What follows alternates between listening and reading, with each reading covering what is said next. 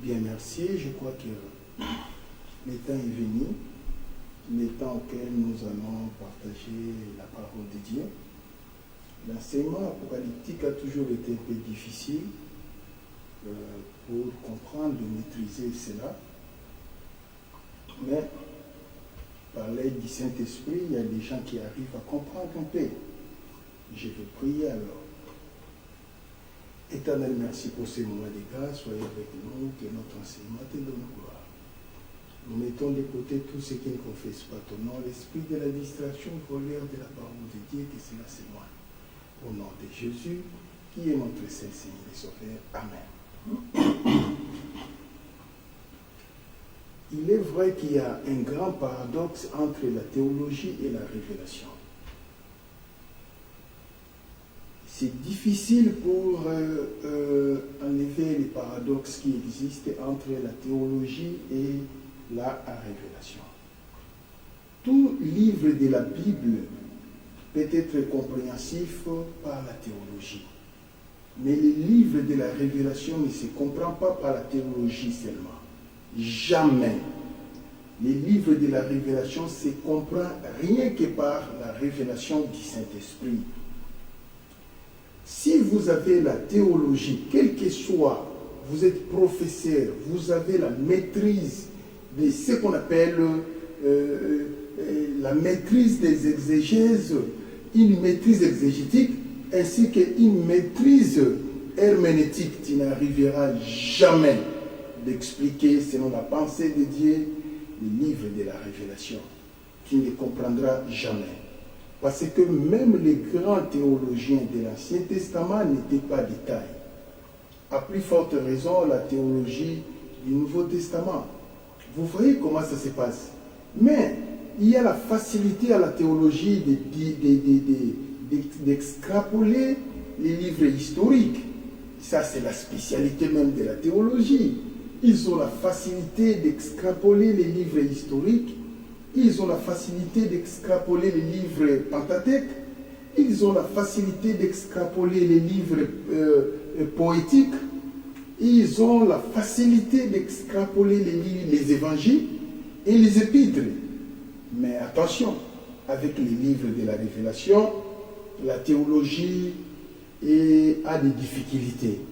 Les livres de la révélation n'est rien d'autre que les livres prophétiques, ainsi que d'autres livres auxquels nous avons des prophéties incorporées. C'est-à-dire quoi? Dans les évangiles, nous avons la prophétie de Christ qui est incorporée dans les livres des évangiles. Par exemple, nous avons Matthieu chapitre 24 et Matthieu chapitre 25. Là, on parle de la révélation. Et quand nous allons lire dans les livres des Romains, nous avons des chapitres qui est incorporé par des révélations apocalyptiques.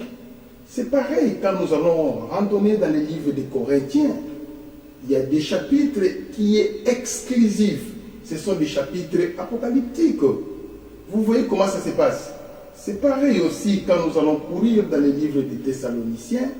Vous n'allez pas manquer de trouver les empreintes révélationnelles. Et quand vous allez sauter ces livres pour aller bondir justement dans les livres de l'Apocalypse de Jean, là-bas c'est full révélation. Du début jusqu'à la fin, je dis bien du premier chapitre et au premier verset jusqu'à la fin, c'est la révélation sur révélation. Et quand nous allons retourner dans les livres de l'Ancien Testament, nous allons voir que tous les livres prophétiques, ce sont les livres de la révélation. À ce moment-là, la théologie n'a pas la capacité d'expliquer cela correctement. Jamais. C'est impossible. Vous voyez comment ça se passe? Parce que quand on parlera de la théologie, c'est l'étude des hommes par rapport à Dieu. C'est cela qu'on appelle la théologie. Donc, c'est les hommes qui font les études de Dieu. Ça, c'est la théologie. Vous voyez comment ça se passe? Mais nous connaissons que les théologiens ont du mal de maîtriser toutes les fonctionnalités du Saint-Esprit. Vous voyez, la pneumatologie, quand nous faisons l'étude de la pneumatologie, nous étudions dans sa largété le Saint-Esprit. Mais pour avoir la maîtrise du Saint-Esprit, la manière dont il travaille sur le terrain, aucun théologien n'a la capacité d'avoir la maîtrise du Saint-Esprit. Pourquoi? Parce que la Bible dit, Dieu parle tantôt d'une manière, à travers le Saint-Esprit, tantôt d'une autre. Et les gens n'en tiennent point compte. Vous voyez maintenant comment ça se passe. Donc le Saint-Esprit n'est pas un être qu'on peut maîtriser par une personne. Il a la multiplicité de fonctionnements selon les cultures, selon les traditions, selon les peuples, selon les croyances, selon les philosophies, selon les conceptions. Lui s'incorpore à l'intérieur pour véhiculer son message. Vous voyez, la manière dont il peut agir en Chine, c'est différent de la manière dont il agira en Afrique, soit en Amérique. Ça peut se dissembler un peu, mais il a les mêmes empreintes. Les mêmes empreintes. Là où il y a le Saint-Esprit, c'est là où il y a l'insistance sur la sanctification, la sainteté, l'obéissance à l'Éternel, la crainte de l'Éternel, le fruit du Saint-Esprit, le fruit de la repentance. Là où il y a le Saint-Esprit, ça ne manque pas. Et là où il y a le Saint-Esprit, c'est là où il y a l'ainsi dit l'Éternel pur. Là où il y a le Saint-Esprit, c'est là où il y a l'apparition des signes, des prodiges et des miracles. Et ça, c'est inévitable. Ce sont les signes qui démontrent la présence du Saint-Esprit dans un lieu.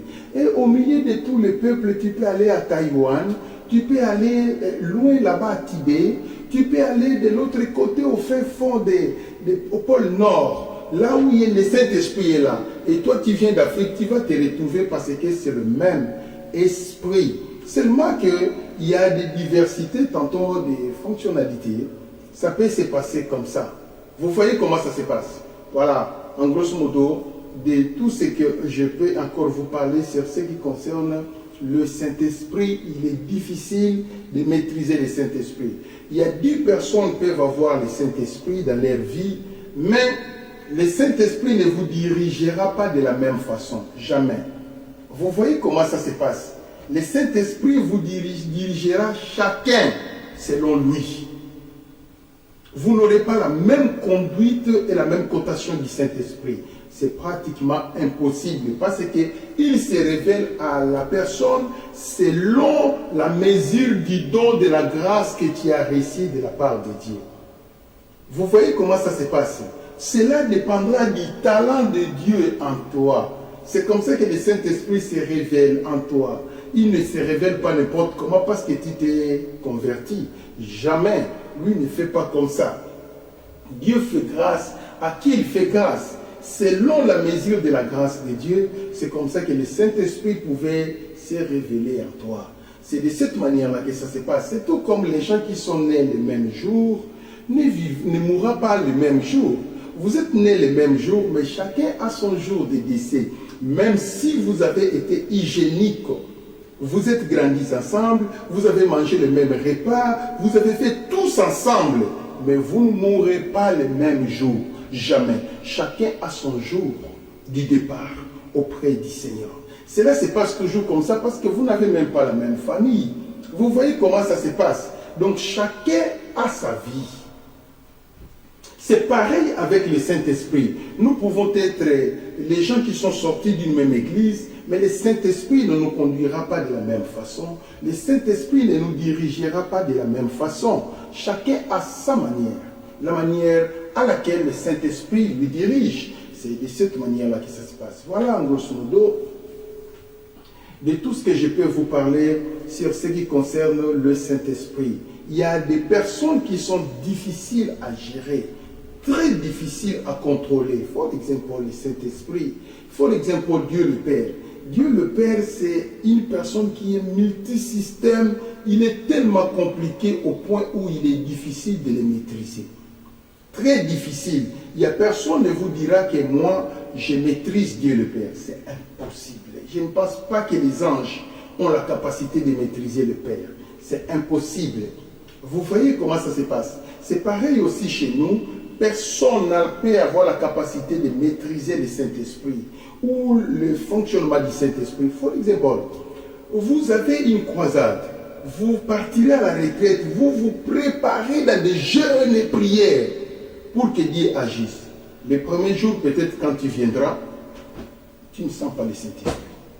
Et tu as prêché, à la fin de la prédication, tu pars à l'évangile, il n'y a rien.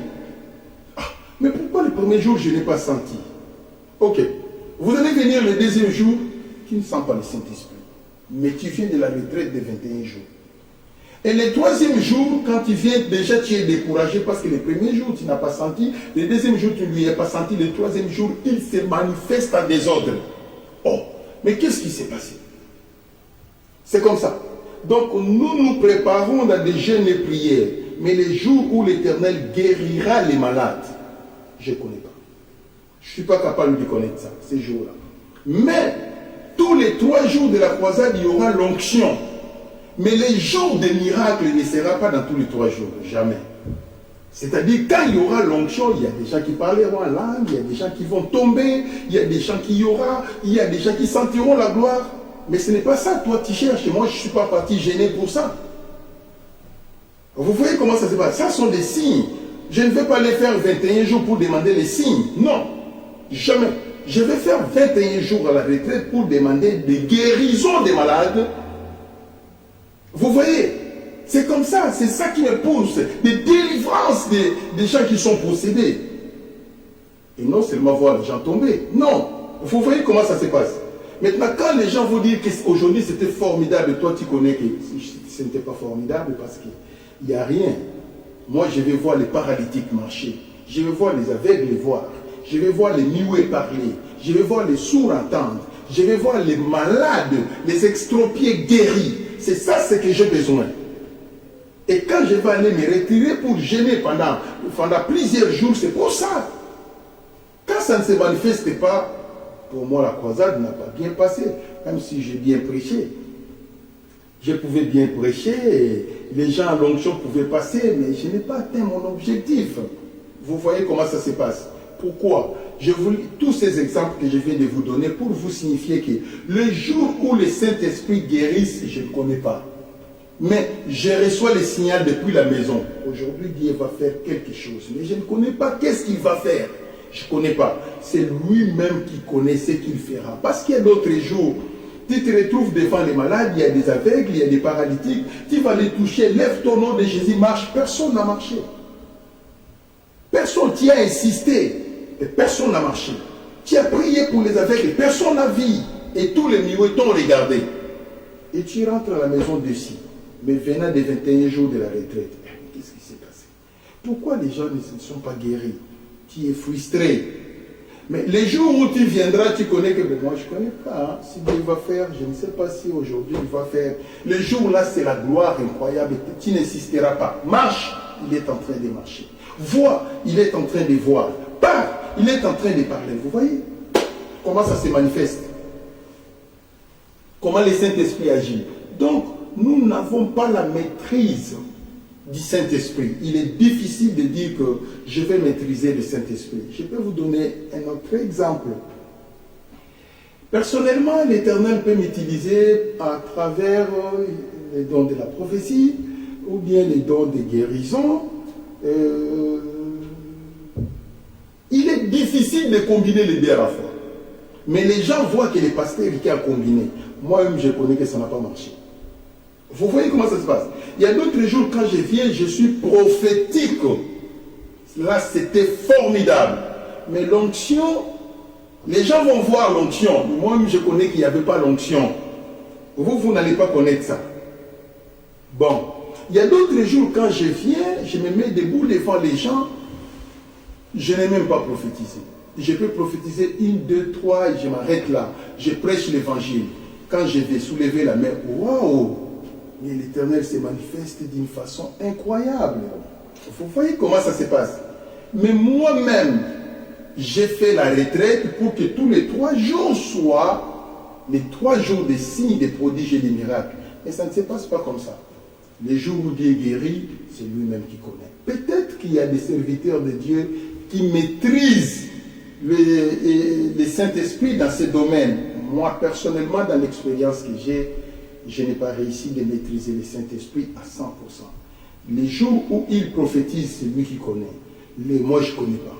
Les jours où il va guérir les malades, c'est lui aussi qui connaît, moi aussi, je ne connais pas. Moi, tout ce que j'ai fait, je me prépare en jeûne et prière seulement. Point barre. Voilà tout ce que je peux vous parler. Mais, il y a quelque chose que je peux avoir la maîtrise. C'est la prédication. Ça. En tout cas, j'ai tellement la maîtrise de la prédication au point où chaque jour, quand je prépare ma prédication, je connais qu'aujourd'hui, ça va chauffer. Ça, je connais. Vous voyez, ça, je connais. Donc, l'art de prêcher, c'est Riké Maenda. Là, il n'y a pas d'hésitation. Donc, je suis capable c'est-à-dire quoi, de m'adapter à l'état des besoins de la majorité facilement. facilement. Avec facilité, je connais que les gens qui viendront seront comme ça, moi je me prépare comme ça et boum, ça passe. Ça passe. J'ai échoué, les échecs ne manquent jamais. Dans les domaines de la prédication, si j'ai prêché, vous savez, quand j'étais au Congo, pendant 365 jours, j'ai réalisé tantôt 400 prédications. Hein. Je pouvais réaliser 400 prédications dans une année. Parce que dans la plupart des cas, j'avais 2 prédications par jour. Vous voyez comment ça se passe. Il y a des jours où j'ai réalisé moins de 300 prédications, en tout cas, c'est possible. Par année, je fais moins de 300 prédications, c'est impossible. Quand j'étais au Congo, j'étais toujours au podium, j'étais en train de prêcher. On m'invitait toujours partout ailleurs pour aller prêcher l'évangile. Vous voyez comment ça se passe. Et si admettons que par année, j'ai réalisé 365 prédications, les échecs ne dépassaient pas 15. Non. 15 prédications, j'ai échoué. Non, c'est impossible. C'est impossible. C'est-à-dire quoi? Vous prêchez, mais vous sentez que vous êtes incompatible avec la foule. Ça, c'est pas mon domaine. C'est impossible. Donc, je suis toujours ensemble avec les gens. Je suis toujours compatible avec les gens. C'est comme ça que Dieu m'a créé. Ça, je ne peux pas dire que je suis plus spécial que les autres, mais c'est comme ça que Dieu m'a créé. Voilà, grosso modo, de tout ce que je pourrais vous parler encore. Alors, je disais ceci. La théologie a la facilité d'expliquer tous les livres de la Bible, sauf les livres de la Révélation. Les livres prophétiques, ça, la théologie a du mal à l'expliquer. Vous voyez, il y a toujours eu les paradoxes de dissemblance entre la théologie et la révélation. Et il y a tantôt eu des paradoxes de convergence entre la théologie et la révélation. Je vais expliquer, pour exemple, le plus grand théologien était des scribes quand même. Les scribes étaient tous des Lévi. Hein? Ils étaient là, les plus grands théologiens étaient des scribes, mais personne n'avait la capacité de calculer que Jésus devait être né dans cette période, pendant que tout était expliqué dans la Bible. Personne ne connaissait parmi les grands théologiens de la Bible. C'est pourquoi Jésus s'est moqué d'eux. Il disait au Père, je te loue, parce que tu as caché des choses révélées aux sages. À qui est-ce que Jésus faisait allusion? Il faisait allusion aux scribes, aux pharisiens. C'est eux qui prétendaient connaître la Bible, connaître la parole de Dieu, les Sadducéens. Vous voyez, c'est eux qui prétendaient connaître la Bible, mais Jésus a ri, il a dit, Père, tu as révélé les choses sacrées aux enfants, mais aux sages, tu les as voilées. Personne n'avait su cela. Mais quand Jésus-Christ était né, on est allé dans la maison d'Hérode. Hérode a fait appel aux théologiens pour que les théologiens puissent sonder les Écritures. Effectivement, les théologiens avaient sondé les Écritures pour donner la réponse à Hérode. Il est vrai que le roi naîtra à Bethléem. Ça, c'était la vérité. Vous voyez comment ça se passe. Ils avaient eu la capacité d'étudier et de donner la réponse, mais ils ne connaissaient pas que Jésus-Christ est déjà né à Bethléem. La théologie n'avait pas la capacité de comprendre, de disséquer cela. Vous voyez maintenant comment ça se passe. C'est comme ça. Mais par contre, les mages qui étaient à l'Orient, leur problème, ce n'était pas la théologie. Leur problème, nous avons eu la révélation de la naissance du Fils de l'homme. Et nous avons vu son étoile apparaître à l'Orient. Nous les suivons. Finish. Là, il n'y a pas la mathématique. Là, il n'y a pas de calcul, il n'y a pas de dérivés, il n'y a pas des intégrales à faire. Là-bas, il n'y a pas de limites, il n'y a pas des asymptotes à faire. Là-bas, il n'y a rien du tout. Rien du tout. Vous avez vu l'étoile, suivez-les car c'est la révélation. Vous voyez comment ça se passe. Et c'est ainsi qu'ils ont suivi l'étoile. Jusqu'à la maison d'Hérode. L'étoile s'est réapparue pour les conduire jusque là où était le bébé Jésus dans la bergerie des troupeaux. Ça, c'est la révélation. Je donne un autre exemple. Les bergers n'étaient même pas des théologiens. On ne connaît pas, ils étaient de quelle tribu. Peut-être qu'ils n'étaient pas tous de Lévi. Mais les anges les avaient apparus pour dire qu'aujourd'hui, dans la cité de David, le roi est né. Voilà comment vous allez les reconnaître. Les anges se sont multipliés pour dire Hosanna dans les lieux très hauts et paix sur la terre. Waouh! Wonderful, n'est-ce pas? Mais qui étaient-ils? Des simples bergers et n'étaient pas des théologiens. Ils ont réussi la parole de la révélation qui les a conduits là où était le bébé Jésus. Et ils ont vu que Jésus-Christ était né. Ils avaient présenté leurs offrandes. C'est de cette manière-là que ça se passe. Alléluia. L'Éternel est tellement merveilleux. Il est merveilleux, il est merveilleux, il est merveilleux, il est merveilleux, il est merveilleux. Merveilleux, merveilleux, Jésus est pour moi. Tout-puissant, créateur, prince de la paix. Il m'a sauvé, il m'a gardé en lui à jamais. Merveilleux, Jésus mon sauveur, mon roi. Alléluia. Vous voyez comment ça se passe? Donc la révélation ne compose pas toujours avec la théologie. La théologie a toujours été en retard par rapport à la révélation. Vous voyez, la révélation ne dépend pas de l'intelligence, ne dépend pas de la sagesse, ne dépend pas du bagage intellectuel, ne dépend pas de l'école. La révélation dépend du Saint-Esprit lui-même. Mais par contre, la théologie, c'est l'homme à la recherche de Dieu. Vous voyez comment ça se passe? Mais la révélation, c'est Dieu à la recherche de l'homme. Ça, c'est la différence. J'ai béni l'Éternel car il nous aime beaucoup. Je crois que vous êtes en train de comprendre comment ça se passe. Ce n'est pas les bergers qui étaient allés chercher Jésus, mais c'est Dieu qui est allé chercher les bergers pour leur annoncer la bonne nouvelle. Ce n'est pas les marches les mages qui sont allés chercher Jésus, mais c'est Dieu qui est allé chercher les mages pour leur dire « Suivez l'étoile ». Vous voyez comment ça se passe? C'est comme ça que ça se passe. La théologie, c'est Dieu à la recherche de l'homme. Mais par contre, la révélation, c'est Dieu. La théologie, c'est l'homme à la recherche de Dieu. Mais la révélation, c'est maintenant l'inverse. Dieu à la recherche de l'homme. Vous voyez comment ça se passe? C'est de cette manière-là. La Bible dit ceci. Dans l'Ancien Testament, il cherchait Dieu au moyen des œuvres. Abraham présentait les offrandes et les dîmes continuellement pour plaire à Dieu, n'est-ce pas? N'est-ce pas que Noé présentait les offrandes continuellement pour plaire à Dieu? Vous voyez comment ça se passe? Et une personne comme Job, il présentait les offrandes, il priait toujours, il faisait ça pour plaire à Dieu. Vous voyez, c'est une façon de plaire à Dieu, l'homme à la recherche de Dieu. Vous voyez, ça c'est dans l'Ancien Testament. Mais dans le Nouveau Testament, la situation s'est inversée. La Bible dit, car Dieu a tant aimé le monde qu'il a envoyé son Fils unique afin que quiconque croit en lui ne périsse point, mais qu'il ait la vie éternelle. Ça, c'est le Nouveau Testament. Dieu a aimé le monde, qu'il a envoyé son Fils unique dans le monde pour aller chercher les pécheurs, pour aller chercher les magiciens, les féticheurs, pour aller chercher les gens inutiles, les pauvres et les indigents, pour aller chercher les orphelins, les veuves et les inutiles, les pauvres pécheurs. Il a envoyé Jésus pour eux. Et finalement, il les a rencontrés tous sur la mer de Galilée. Il les a fait enrôler tous pour devenir les apôtres. Vous voyez, ça c'est la révélation de Dieu. Mais bien aimé dans le Seigneur, la révélation dépend de la volonté de Dieu lui-même. C'est Dieu lui-même qui connaît à qui il va se révéler, à qui il va se montrer. C'est comme ça. Ça, ce n'est pas les pasteurs qui peuvent le faire, c'est Dieu lui-même. Je peux vous donner notre exemple.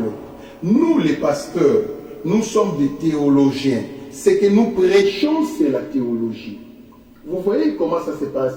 Mais attention, au milieu de la théologie, l'Éternel se révèle à qui il veut. Ok. On va changer de batterie.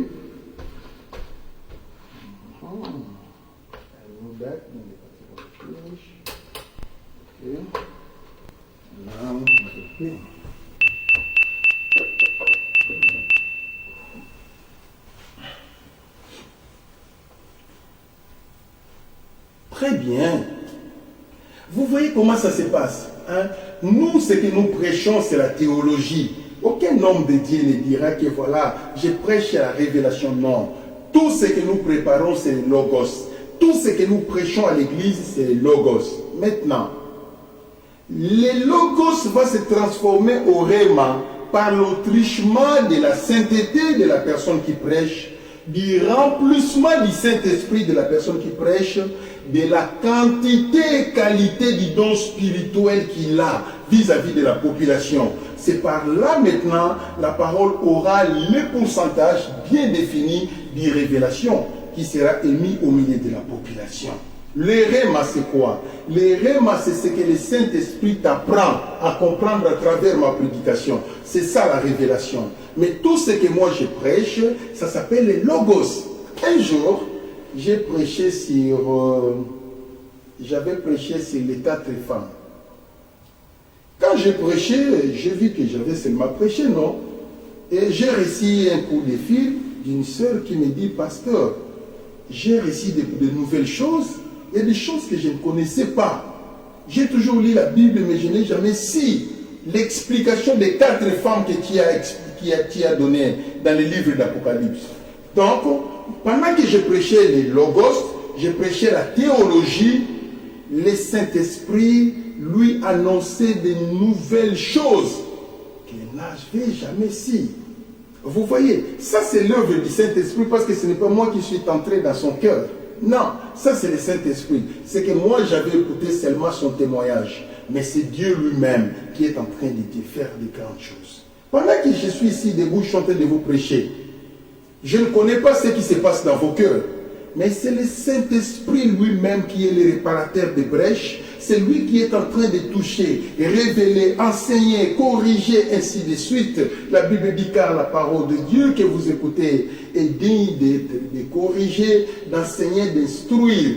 C'est comme ça que ça se passe. Vous voyez. Maintenant, là, c'est l'œuvre du Saint-Esprit. Ce n'est pas la phonétique de l'orateur ou la capacité de présenter sa matière. Non, ça, c'est le Saint-Esprit qui agit.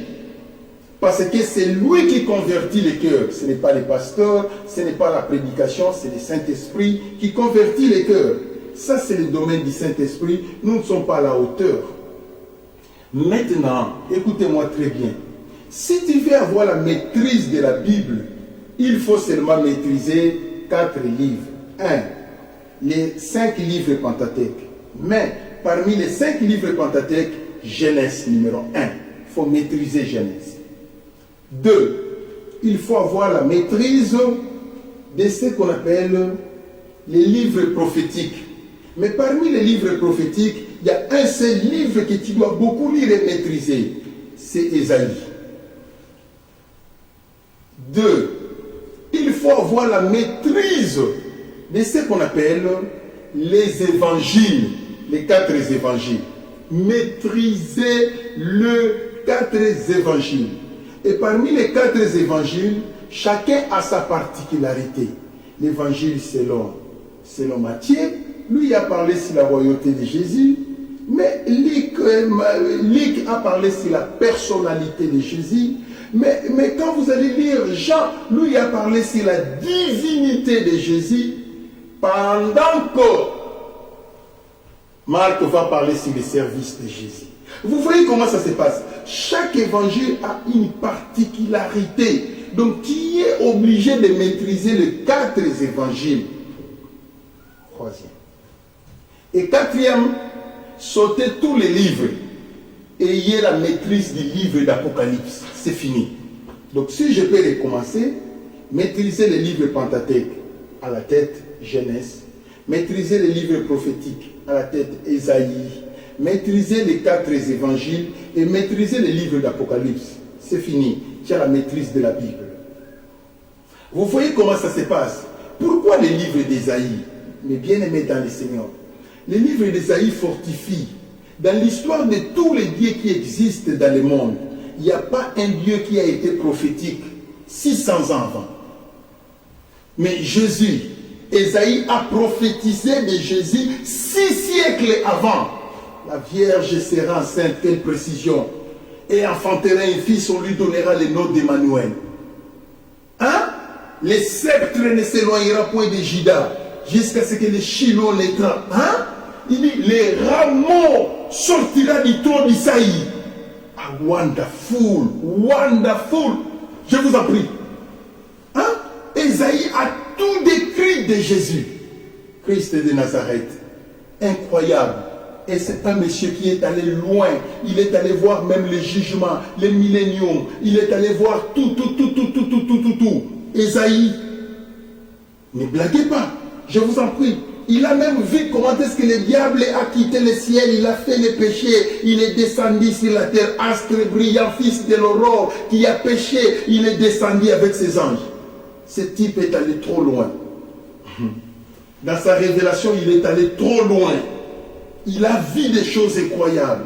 Vous voyez les livres d'Ésaïe, comment ça se passe? Je vous en prie, c'est un livre profond. Quand vous lisez, vous êtes en train de lire ça, étant qu'homme de Dieu, étant qu'enfant de Dieu, tu commences à réaliser, mais ça c'est Dieu merveilleux. L'Éternel a prophétisé 600 ans avant, des choses qui devaient se tamponner avec précision. Ça c'est formidable. C'est par là qu'ils sent que nous louons l'Éternel, car sa miséricorde dira toujours. Ce soit celui, celle qui dit et la chose s'accomplit, car sa miséricorde dira toujours. Il n'est pas le fils de l'homme pour mentir, car sa miséricorde dira toujours. L'Éternel Dieu de gloire, c'est lui qui est, qui était et qui vient, car sa miséricorde dira toujours. C'est un grand Dieu, un Dieu puissant, l'inécoutable et l'incomparable Dieu. Mes bien-aimés dans le Seigneur, Ésaïe a vu de loin, loin encore. Il dit, écoutez ce qu'il dit. Il dit ceci, c'est un monsieur qui viendra, il sera comme un chien qui n'aboie pas. Ésaïe a vu ça. Et écoutez, il a dit ceci, il est allé loin. Quand il parle sur Jésus, il lui appelle homme de douleur. Hein? Il est allé loin pour voir que ce type s'appellera homme de douleur. C'est incroyable, incroyable, incroyable. Il avait vu de loin, mais 6 siècles avant. Car un fils nous est né, car un enfant nous est donné, et la domination reposera sur ses épaules. On l'appellera l'admirable, le conseiller, le prince de paix, le Dieu puissant. 6 siècles avant, chair de poule. Ce qu'on a chair de poule, c'est ce qu'on a Esaïe, on a païen. Au bon moment, on a mouté. Ce qui ont a Esaïe, chair de poule, et ça, la qualité, on a si cananzambe. C'est pourquoi tu ne comprends pas. C'est un livre formidable. Écoutez. Et ce que j'ai toujours trouvé mystérieux dans ce livre, personnellement, ce qui n'attend un livre Esaïe, Bandana Bongola Moutema, n'a pas plus de 250 fois aussi. Hein? Ce qui n'attend un mot. Mais à chaque fois que je lis Esaïe, je découvre de nouvelles choses, comme si je n'ai jamais lu ces livres. J'ai toujours eu la chair de poule. Tu sais, quand je lis Esaïe, alléluia, alléluia, alléluia. Il y a des larmes qui coulent de mes yeux, ça sort de mes yeux. Alléluia, alléluia. Quand je lis Esaïe, donc je n'ai jamais lu les livres d'Esaïe du début jusqu'à la fin, je suis normal, jamais. Je suis toujours agité par le Saint-Esprit. Voir des choses que Dieu a révélées, il y a de cela plusieurs centaines d'années avant son accomplissement. Ça, c'est formidable. Les livres du Nouveau Testament, dans l'Ancien Testament, les livres d'Isaïe. Vous voyez comment ça se passe? Maintenant, écoutez-moi très bien. Chaque livre de la Bible a son auteur, sauf les livres d'Apocalypse. Les 4 évangiles, ce sont les livres de Jésus. Ça, c'est Jésus. Le travail de Jésus, c'est l'œuvre de Jésus qui est à l'intérieur. Vous voyez comment ça se passe? Donc, l'évangile selon Matthieu, ce n'est pas le livre de Matthieu. C'est Jésus qui l'a écrit. Lui n'était que le rédacteur. Il était le rédacteur de l'œuvre de Jésus, de Marc, de Luc, ainsi que de Jean. Ce sont des rédacteurs qui ont écrit l'œuvre de Jésus. Mais par contre, les épîtres de Paul, c'est Paul qui écrivait, c'est lui-même l'écrivain de ces livres. Vous voyez, il était sous effusion du Saint-Esprit, oui, mais c'est lui l'écrivain de ces livres, c'est comme les autres livres de l'Ancien Testament. Mais pas Apocalypse. Aïe, aïe, aïe, aïe. Un livre qui commence avec autorité et qui se termine avec autorité. Et si on a un livre qui a une vocation et qui a une vocation, ça c'est Apocalypse déjà. Ça c'est formidable. C'est un livre que je ne sais pas. Moi, Arike Maenda. Donc, je lis Apocalypse du début jusqu'à la fin, je suis normal. Ce sont des livres qui me dépassent. Je suis toujours par Alléluia. Alléluia. El Olam, El Shaddai. Alléluia. Sois adoré. En ce moment-là, je laisse la Bible et je commence à adorer comme les 24 vieillards. Tu es saint, saint, saint, le redoutable, c'est lui qui est, qui était et qui vient. J'adore Jésus. C'est lui qui est assis à la droite de la majesté. Quand je lis Apocalypse, c'est un livre qui est formidable. La chair de poule ne manque jamais. J'ai lu Apocalypse plusieurs fois. J'ai lu plusieurs fois. Mais à chaque fois que je le lis, je trouve de nouvelles choses. Je vois Dieu dans une autre dimension. Dans sa grandeur et dans sa puissance. C'est le livre de Jésus lui-même. Vous pouvez imaginer, je vais lire. Le commencement, c'est l'introduction du livre. Écoutez ce que la Bible dit. Révélation de Jésus-Christ que Dieu lui a donné pour annoncer à ses serviteurs les choses qui doivent arriver bientôt et qu'il fait connaître par l'envoi de son ange à son serviteur Jean.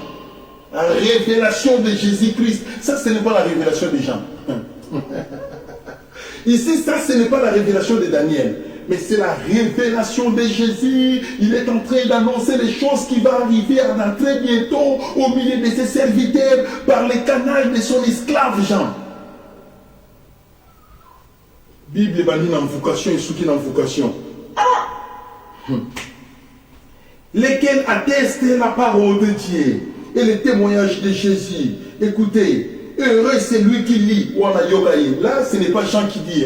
C'est toujours Jésus qui est en train de tourner au ciel. Heureux c'est lui qui lit et qui attend de la parole, de la prophétie et qui garde les choses qui y sont écrites.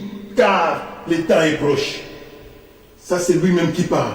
Le grand Ekoumani assis à la droite de la majesté. Il est en train de parler. Ça, c'est le livre d'Apocalypse. Jean aux 7 églises qui sont en Asie. Que la grâce et la paix du Seigneur soient de celui qui est, qui était et qui vient de la part de cette chandelier. Après, c'est la description dans le verset 3. Et de la part de Jésus, les témoins fidèles, les premiers nés d'entre les morts et les princes des rois de la terre. Il continue la description. Je vous en prie. Et maintenant, le verset qui me prie encore, le verset 9, il dit ceci.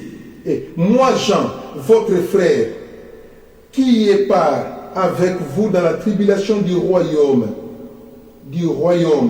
et à la persévérance en Jésus, j'étais dans l'île appelée Patmos à cause de la parole de Dieu et du témoignage de Jésus. Verset 10. Je fus ravi en esprit au jour du Seigneur et j'entendis derrière moi une voix forte qui disait comme le son d'une trompette. Je fus ravi en esprit. Non, mon dans la révélation, ravi en esprit. Donc ça veut dire qu'il était. Paul Azaki ravi en esprit, Malamoko. Oh, je suis parti dans le 3e siècle. Car c'est le moment où mon aki a kokasuko.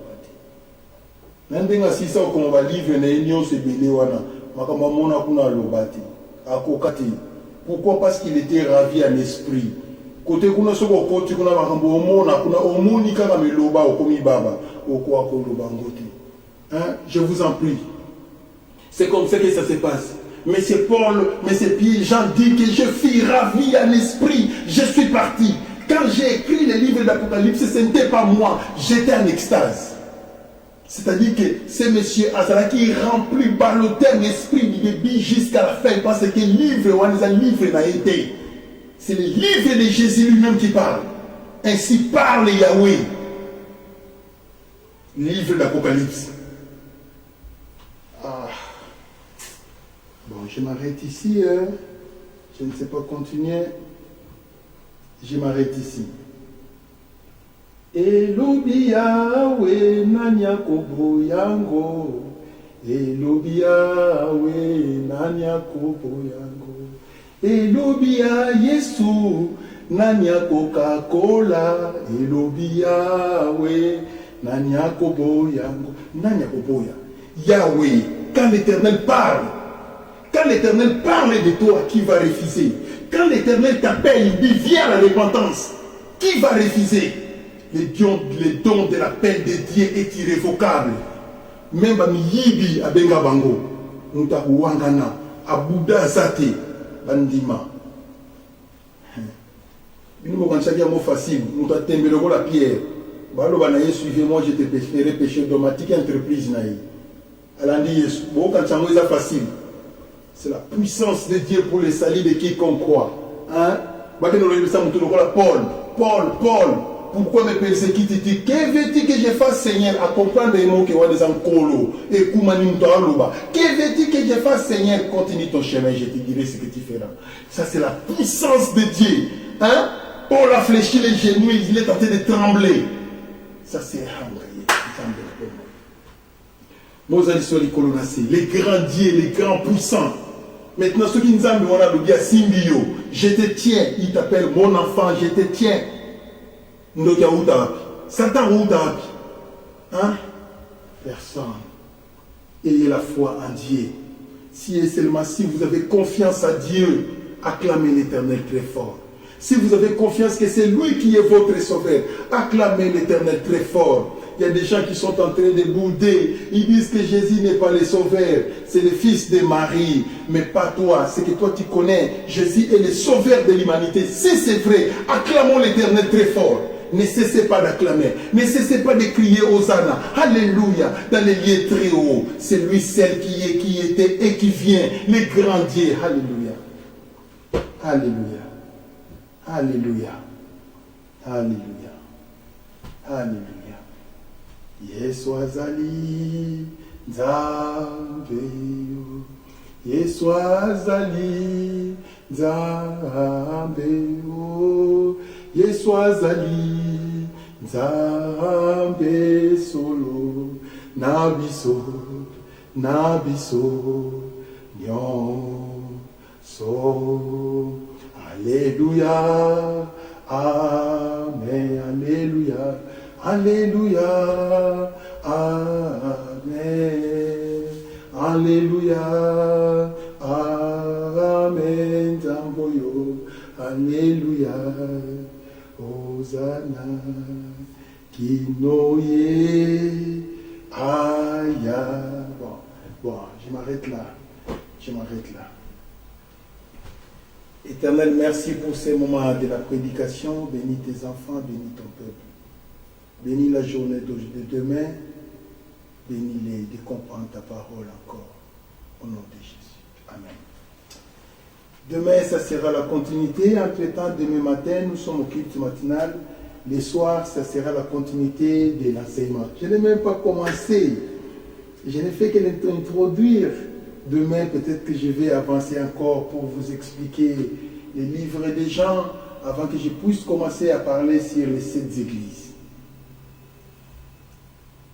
I love you so much. I love you so much. I love you so much. God bless you.